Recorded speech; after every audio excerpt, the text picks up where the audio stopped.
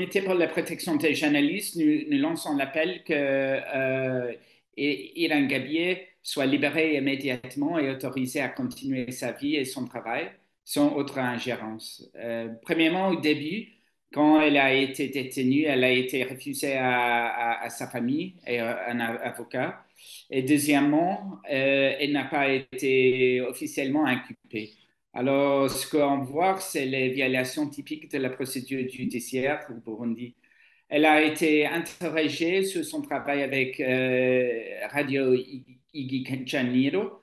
Euh, Ceux qui ont fait cette interrogation ont aussi accusé elle de travailler avec les groupes d'armées, les groupes d'opposition armée et aussi d'espionnage. Alors, il semble donc que les autorités continuent toujours à voir les journalistes comme les gens liés à l'opposition armée. Selon certaines informations, elle a aussi été agressée sexuellement ou physiquement en détention.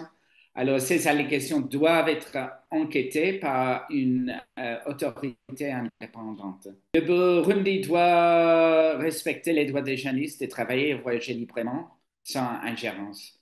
Les autorités burundaises doivent se rappeler qu'il y a les obligations nationales et internationales de protéger la liberté d'expression. Mais il paraît que les autorités continuent à ne pas tolérer les critiques légitimes. Quand les jeunes sont menacés, harcelés ou emprisonnés, c'est une attaque contre la communauté de la média. C'est aussi une attaque contre ceux qui défendent la liberté de la presse au Burundi.